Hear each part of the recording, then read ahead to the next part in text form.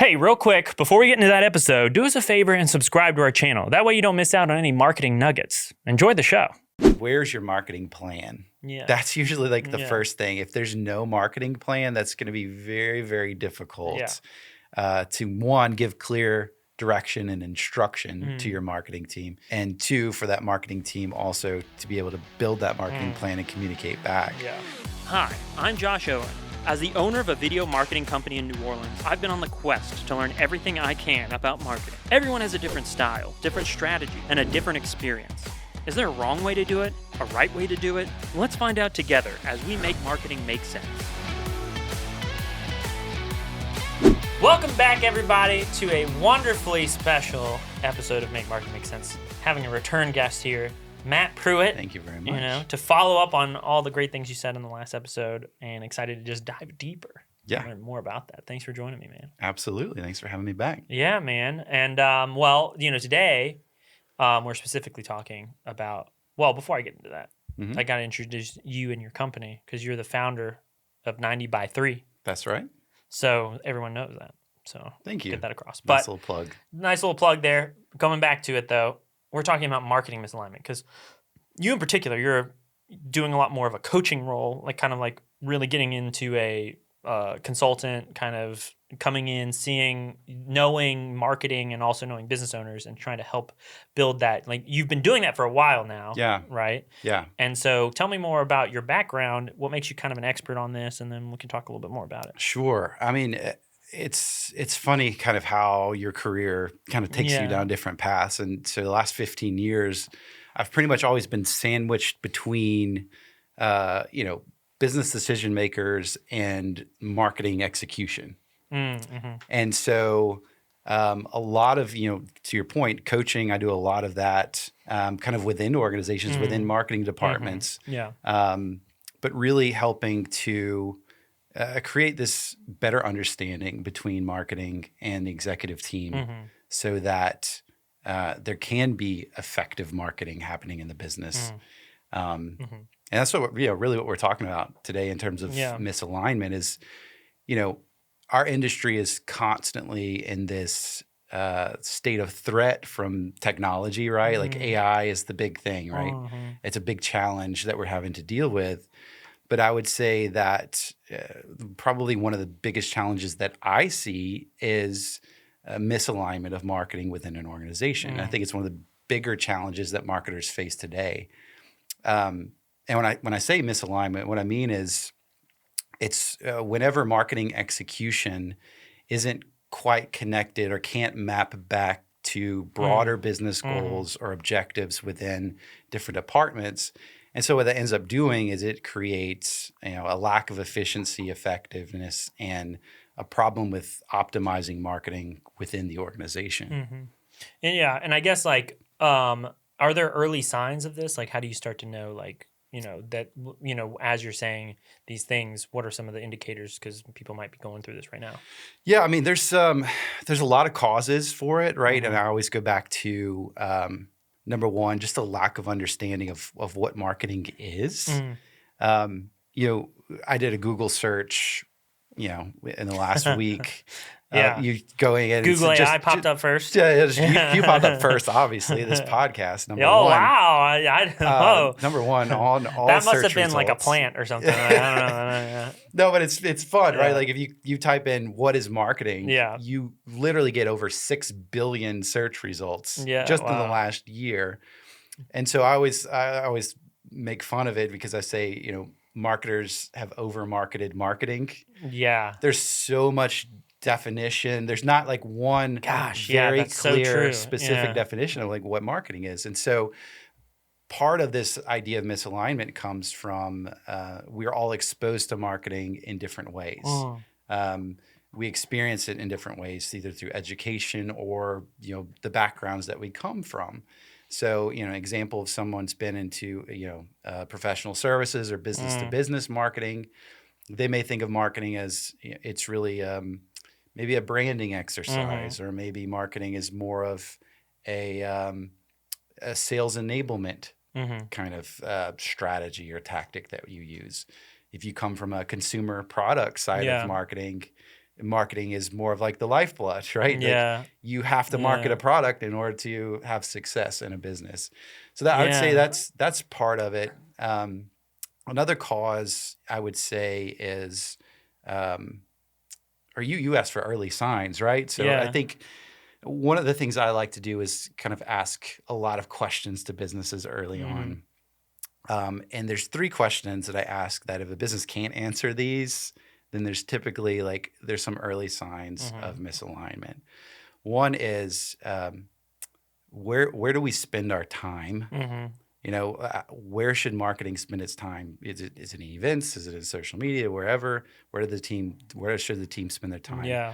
Number 2 is how do we scale? Oh. So that has to do with the marketing department itself, but also the business as a whole.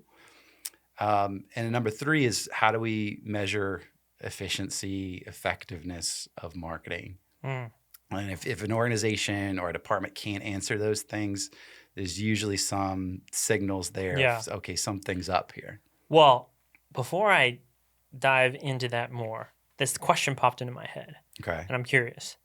Do you think we should be breaking up the word? Like you mentioned marketing being damaging. Do you think we should be getting rid of the term marketing and replacing it with something else? I think there's probably a lot of people who have attempted to do that over the last, 100 years, right? Since this term has really been used as like something that's a part of business. Yeah. You know, there's great organizations out there like the American Marketing Association who shout outs to AMA. Yeah, they're doing a great job standardizing in a lot of ways what marketing is and how do you become a marketing professional. Yeah. But just with business in general, right? Marketing is going to continue to evolve. It's going to continue to diversify in terms of what it can affect. You know, it will continue to become more complex. And I mean, you think about it, just marketing terminology in the last 20 years, you know, guerrilla marketing, email marketing, social marketing, influencer marketing. Yeah. These are all new things that have popped up that still kind of live within this idea of promoting a business. Yeah. But they're very new, different concepts. Yeah. No, I mean, that's interesting. I mean, I guess my whole thing about it too is like, do you feel like, because I've always said marketing companies get caught up in this thing like, oh, we're a marketing company, we have to do everything. And I'm always like, no marketing company can do everything. Yeah. Great. Yeah. You know, they maybe be able to do like 2 or 3 of the things, you know. But these are marketing companies I'm talking about. We're talking about a company when you come in and they have an internal marketing team. Yeah. And they have, and the business owner in some way is responsible for this, like, you know, what are the common pitfalls that really go on, you know, that you've seen that happen, you know, because of this? Yeah. I mean, I go back to what we were talking about earlier of being able to understand when to scale. So if you look at a growing company on a growth trajectory, you know, say you're like a small business and now you're on to like 50, 75, 100 employees, you continue to grow. You look at all of the other departments of the business, like sales, for example. Sales may have started, maybe it's the founder and they were doing all of the sales for the business. They start to expand. Now they're hiring, you know, a regional manager who now has 2 inside salespeople, and then they continue to grow. And now they've got inside sales reps and external sales reps and multiple managers in different regions, right? So that function of sales in the business continues to grow and expand and get more complex. But if you look at typically, you look at the marketing function in the business, as that business continues to expand and scale, you've got like all these new salespeople, accounting department has all of these new accounting people, all these different layers. And you look at marketing and it's like, we have a marketing director. Yeah. So that's one of the things that, you know, you talk about early signs and signals of misalignment is like, well, it's without that true understanding of how marketing should function within the whole business, you don't see those layers, you don't see those levels. And so you're right. A marketing director who started with the company, they just get more and more hats to wear. They get loaded on more and more things, which as we know, there's only so much time, energy, resources, knowledge, money to be able to perform on all plates. Well, let me ask you this.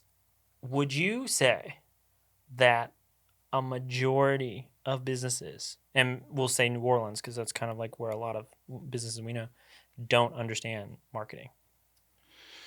Whew, that's and how to utilize it. Yeah, that's a tough question to answer.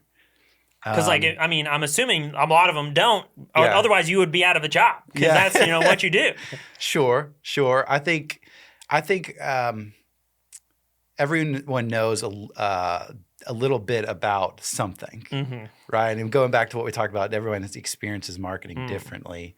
For some organizations, even growing ones, they grow through real organic, especially here locally, real organic marketing in terms of like networking, hosting events for their clients, going out and entertaining prospective clients, sponsoring events, being on a board for a nonprofit. These are things that they definitely fall under that marketing umbrella, but people they don't think of them as marketing. They think of like, well, this is how I have to grow my business. So I think there's those pieces and parts. Well, that's a question that kind of like comes up now that you're mentioning it is how a lot of this, because like in your opinion, because like all the things you mentioned are like personal touch points. Those are like things that could happen and probably did happen and still to this day happen before technology. And is a large symptom in the companies that you work for, the fact that like people just haven't fully grasped and understood how technology is benefiting them, digital marketing being the thing that we're talking about in specific, and kind of thinking like, let's keep building out our personal touch points, the sales team, but not really focus on the digital side, which is the marketing team. And, I think that stems from a couple things. One is I find a lot of times marketing teams, and this could be a marketing team within an organization, internal marketing, or it can be an external marketing team, an agency, if you will.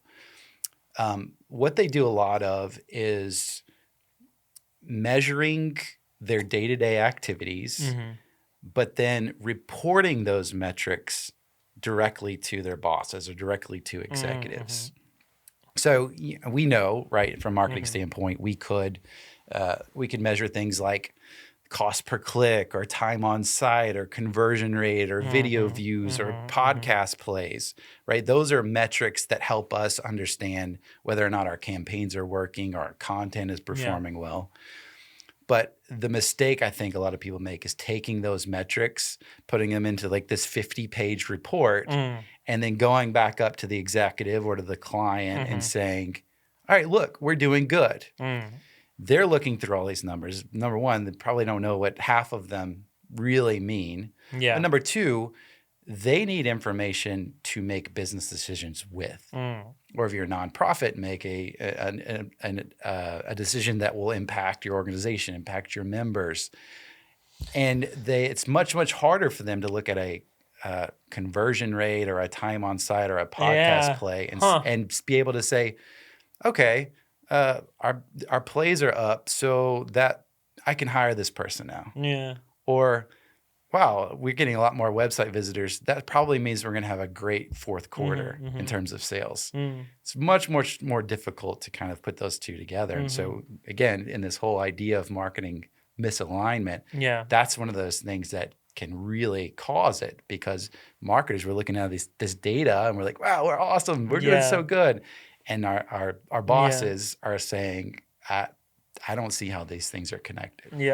Well, I mean, because one of the questions that I'm curious about too, that we had talked about before, is like, how does that, going further, like what's the correct method of communication that a marketer should be having with the boss? I mean, probably also the boss themselves needs to be looking for too. It can't just be all put on the marketer. So like, what do you, when you're coaching people, like how do you kind of navigate that?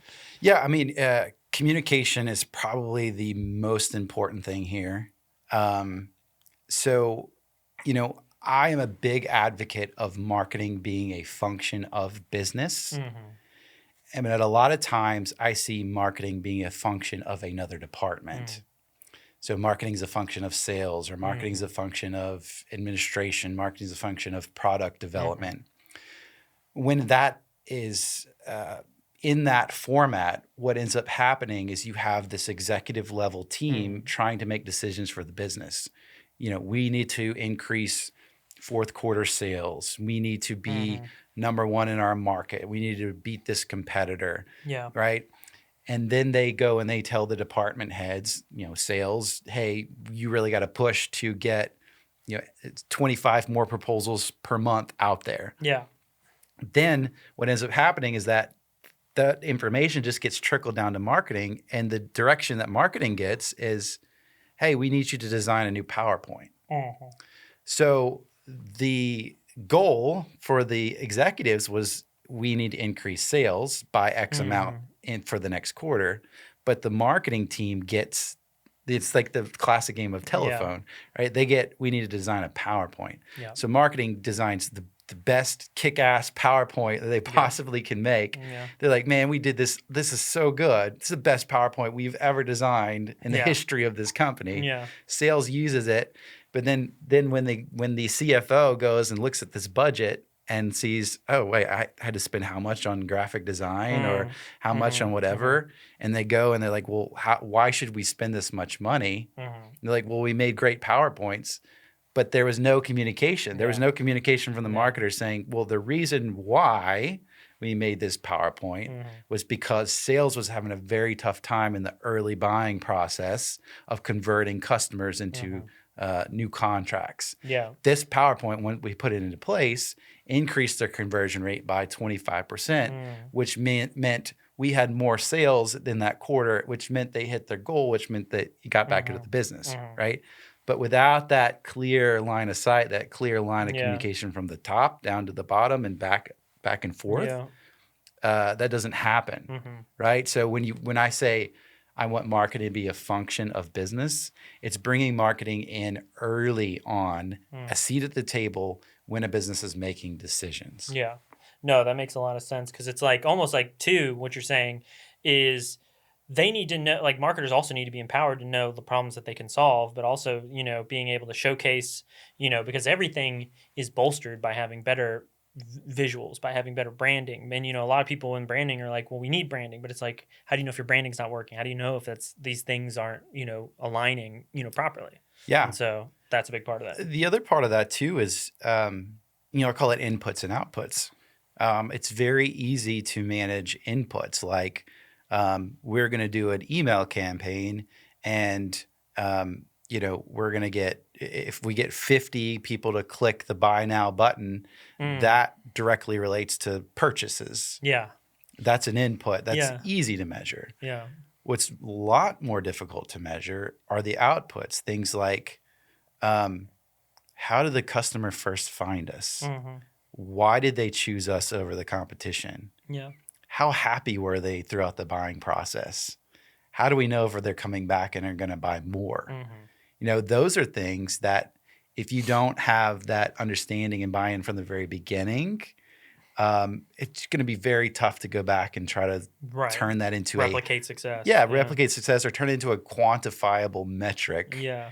That you say, no, look, you know, we did this awesome looking PowerPoint and it converted more people. Yeah. It's almost like you're saying like businesses are almost not even setting up their marketers for success from in a lot of ways. Like they're kind of like in a losing game. It's like, you know, it's up to you, the marketer, to figure out how you correlate to this. And if you don't, then I'm just going to continue to not give you the resources you need. Yeah. And it's almost like the business owner needs to recognize like, oh yeah, I need to be able to help them thrive by being able to connect their work to the work that matters, which is our goals, our sales goals, et cetera.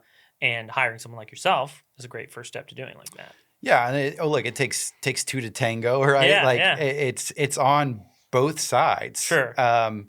You know, I always say is like, where's your marketing plan? Yeah. That's usually like the first thing. If there's no marketing plan, that's going to be very, very difficult to, one, give clear direction and instruction to your marketing team.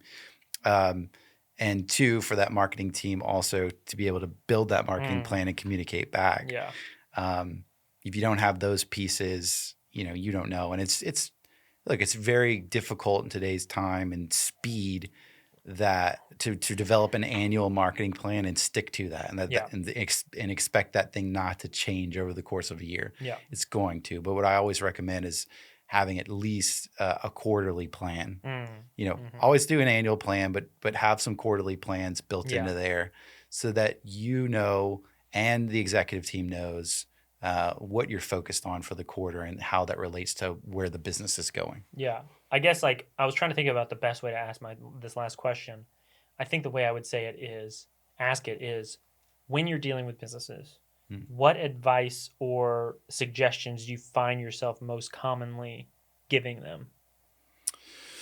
As it relates to marketing alignment? Yeah.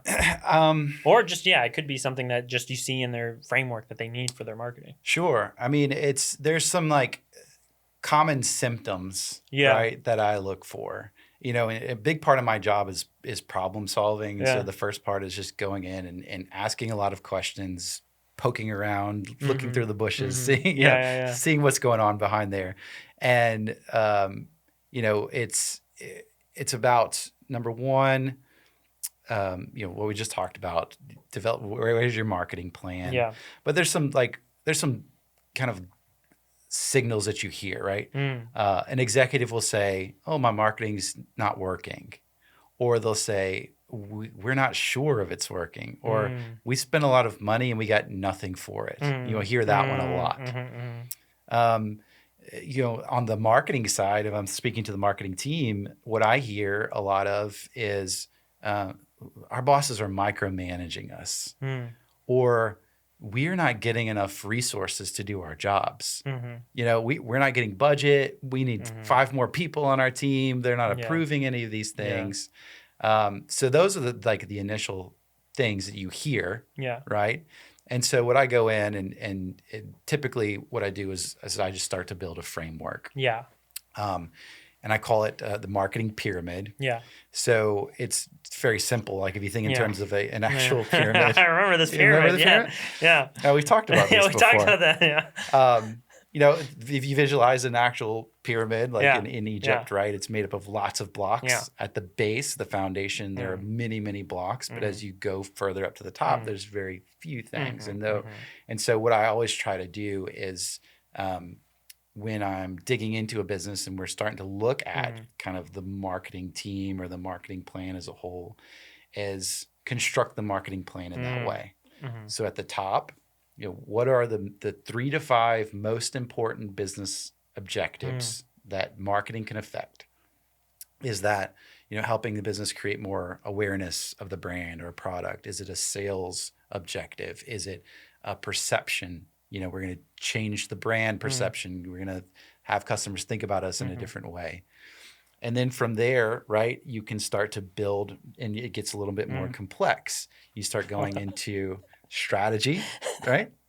That thing is just getting me. Okay, keep going. You go into strategy and then you go into your all of your different campaigns and programs. And then once kind of that pyramid is built, right, and you have a clear line of sight from the top. You can't just laugh at me in the middle of a podcast. Completely lose my train of thought. Yeah. Oh man, I know, but man, that thing was so funny. Now it's in my head. Okay. So. But it's true. It works. Yeah. It really works. It works. You get the bottom to the top. I guess so. Explain to me, I guess, wrapping it up, the most important thing to know at the very top. Like, what is that thing that you find is most valuable? Yeah. Number one is you have to think about what we talked about before. Businesses have business executives have a lot of decisions to make on a daily basis. Yeah. What are the most important things that you can hand them to help them make a better business decision? So I think of it in terms of metrics versus KPIs. A KPI is a key performance indicator. What's that one critical number that you can report back to a CEO, a CFO, a COO, whoever that you report to, that is going to give them enough information to say, okay, yes, marketing campaigns are working, or no, we need to change something. Yeah. Secondly is prioritization. So as you build this pyramid and at the bottom, you've got all these different campaigns and audiences and channels. It's very, very complex. It becomes very difficult to know what we should be working on. And then if you in the marketing seat or you work with clients, you know there's always going to be a fire that comes up. Yeah. And they're going to want you to jump on it. Yeah. And so what you have to be able to do is say, okay, no, I'm going to push back on that because it's not a priority this week, this month, this quarter, or okay, that fits in kind of with the hierarchy of things. And one of the frameworks I like to use is something called ICE. So ICE, and it's something I stole from software development. Oh, okay. As long as it wasn't like ICE, like as in No. the immigration. No, it's an acronym. It's an acronym, right? So I stands for impact, C stands for competence, and E stands for ease. Yeah. And so, when I'm working with a marketing team or even an executive team is trying to figure out, okay, what strategy or campaign should we do first? I have them go and rate that campaign. So, okay, impact. How much impact is this campaign going to have on the business goal or the objective we're trying to hit? Number 2, how confident are we that it is going to work? And then E, how easy is it going to be to implement, or how difficult is it going to be to implement? And so what I'll have teams do is go through and assign a score for each of those ICE, score to 0 to 5 or 0 to 10. And it makes it very easy for you to go through and tally those. And obviously the ones with the highest score should be your top priority, should get the most attention. And again, it's going back to communication. If you can take all of the complex, that base of that pyramid, and start to simplify it in a way that you can communicate it very concisely and connect it overall that the overall business goals to help the business or organization, whomever, make the best decisions with that information, then you've done your job and you start to correct that marketing misalignment. Yeah. Wow. Well, what a great way to just sum it all up here. So if people are out there and they want some ice for themselves from yours truly, where can they find you online to be able to get that from you? Sure. The best way would probably just go to my website, 90by3.com. So it's the numbers 90 letter X 3.com, or you can find me on LinkedIn at Matt Preuett. Spelled Preuett. That's it. Hey, good job. Hey, man, I got it. I spelled it wrong enough times to know the right way. Well, anyways, this has been another fantastic episode of Make Marketing Make Sense. Thank you for joining me, Matt, and we will see you all in the next one.